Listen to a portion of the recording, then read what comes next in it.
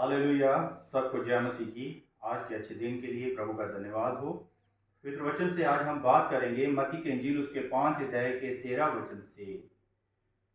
यहाँ पर कुछ ऐसा लिखा है, तुम पृथ्वी के नमक हो, परंतु यदि नमक का स्वाद बिगड़ जाए तो वह फिर किस काम से नमकीन किया जाएगा। फिर वह किसी काम का नहीं, केवल इसलिए कि बाहर फेंका जाए और मनुष्यों के पैरों तले रौंदा जाए। यदि मुझे और आपको कोई पूछे आप कौन हो, तो ये आम बात है कि हम अपना नाम बताएंगे, अपने गांव का नाम बताएंगे, अपनी इंट्रोडक्शन देंगे।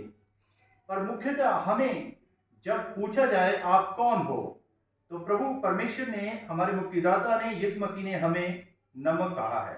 हम पृथ्वी के नमक हैं।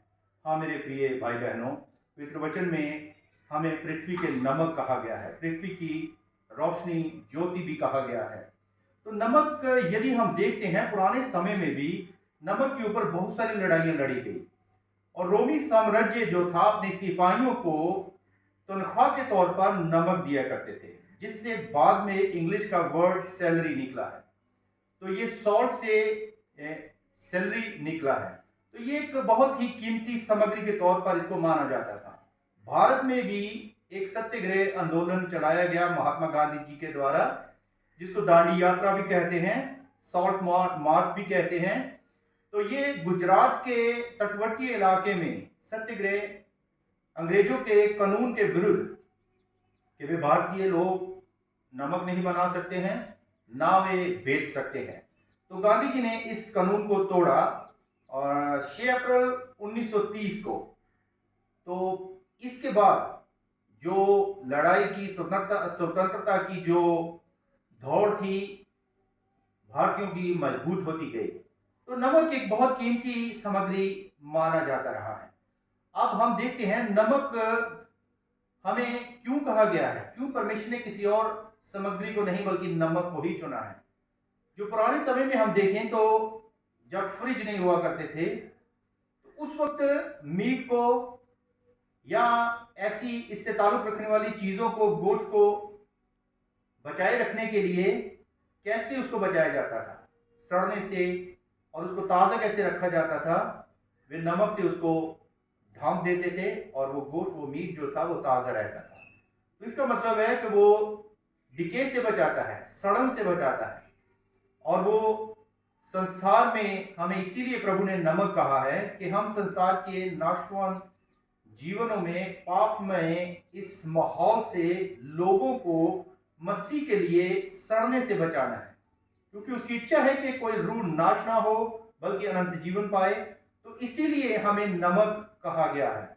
दूसरी खासियत यह है कि जब हम नमकीन चीज का सेवन करते हैं, नमक को खाते हैं, इनहेल करते हैं, तो इससे हमारे शरीर में जो प्यास है वो बढ़ती है, हमें पानी पीने की प्यास जो है वो बढ़ जाती है। तो नमक हमें डिहाइड्रेशन से बचाता है। दूसरे शब्दों में आत्मिक प्यास को बढ़ाता है। मैं और आप जो नमक हैं, मसीह में हैं, प्रभु के अनुयायी हैं, वे नमक का काम करेंगे। हम लोगों में रूहानी प्यास को पैदा करेंगे, आत्मिक प्यास को पैदा करेंगे। फिर प्रभु के वचन में लिखा है, उसने खुद कहा, यीशु मसीह ने कहा, मैं अमृत जल हूं, मैं वो जल हूं जो मुझसे पिएगा वे फिर कभी प्यासा ना रहेगा। वो लिविंग वाटर है। तो इसलिए मैं और आप नमक इसलिए हैं कि संसार से हमें, गुनाह से लोगों को सड़ने से बचाना है, वो हकीकी सजा से हमें बचाना है, और लोगों में आत्मिक प्यास को पैदा करना है।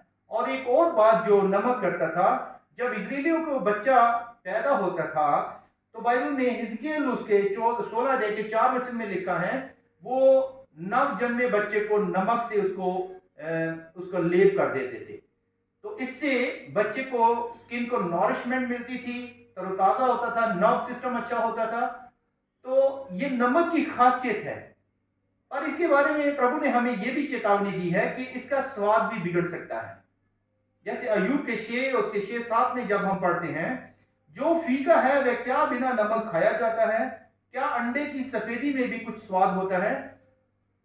तो हम दुनिया के टेस्ट हैं, हम दुनिया के नमक हैं। परमेश्वर ने हमें ये एक उपाधि दी है, हम संसार की ज्योति भी हैं। तो नमक का काम है लोगों में आत्मिक प्यास को पैदा करना नमक का काम है। गुनाह से सड़ रहे संसार को बचाना, डिके से बचाना। और नमक का काम है अपने मूल्य को बढ़ाना और उस गंदगी से दुनिया को, अपने संसार को, जिस काम के लिए हमें परमेश्वर ने चुना है, उसके संसार को बचाना है। और हम देखते हैं कि कैसे हमारा स्वाद बिगड़ सकता है, क्योंकि बाइबल में मत्ती 5:13 के आखिरी इस आयत के आखिरी लाइनों में ऐसा लिखा है कि यदि नमक का स्वाद जाता रहे तो वो किस काम का, फिर बजाय इसके कि वे मनुष्य को पैरों तले रौंदा जाए। कैसे हमारा स्वाद बिगड़ सकता है? हमारा स्वाद इसी तरह से बिगड़ता है जब हम ज्यादा घुल मिल जाते हैं। बाइबल में देखते हैं लूत के बारे में। लूत सदोम और अमोरा के लोगों में इतना घुल मिल गया था, अपनी दोनों बेटियों की सगाई भी उन्हीं लोगों में कर दी थी और वो मिक्स अप हो गया था। बाद में जब हम देखते हैं नए नियम में लूत के बारे में, वो अपनी जान में कुड़ता था, बहुत ज्यादा वो परेशान रहने लगा था उनके चरित्र को, उनके कामों को देखकर, उनके पाप में जीवन शैली को देखकर। लूत जो था वो धर्मी था, वो इसीलिए बहुत ज्यादा परेशानी में रहा करता था। पर आखिर में जब हम देखते हैं कि जब ज्यादा घुल मिल गया तो उसको नुकसान भी उठाना पड़ा। उसकी बीवी देखते हैं कि वे नमक का खंभा बन गई और उसको अपने ही घर बार को छोड़कर भागना पड़ा और संतान पैदा करने के लिए अपनी ही बेटियों के साथ उसको सोना पड़ा। तो ये सब कुछ इसलिए हुआ कि वो बहुत घुल मिल गया था। तो मेरे प्रिय अजीजों, भाई बहनों, परमेश्वर चाहते हैं कि हम संसार में रहें और इसमें ज्यादा घुल मिल मत जाइए। संसार के जो रिचुअल्स हैं, जो रीति, जो रिवाज हैं, जो सिंफुल नेचर हैं, संसार की अभिलाषाएं हैं, देह की कामनाएं हैं, जितने भी संसारिक काम हैं, उनसे हम बचे रहें, डिल्यूट होने से बच जाएं। यदि हम इसमें मिक्स हो गए तो हम पैरों तले रौंदे जाएंगे। परमेश्वर के वचन में ये चेतावनी दी गई है। तो इसलिए मैं आपको उत्साहित करना चाहता हूं कि परमेश्वर ने हमें नमक कहा है। आइए हम बचे रहें बाहरी चरित्र से, देह की कामों से, शरीर के कामों से, संसार की हर एक कुरीतियों से, हर एक पाप से बचे रहें, ताकि हम पैरों तले ना रौंदे जाएं। हम सच में तेज का काम करें, हम लोगों में प्यास का काम करें, लोगों को इस संसार से, इस संसार की गुनाह की गंदगी से बचाएं, सड़ने से बचाएं। परमेश्वर आपको इस वचन के द्वारा आशीष दे। आइए हम प्रार्थना करें।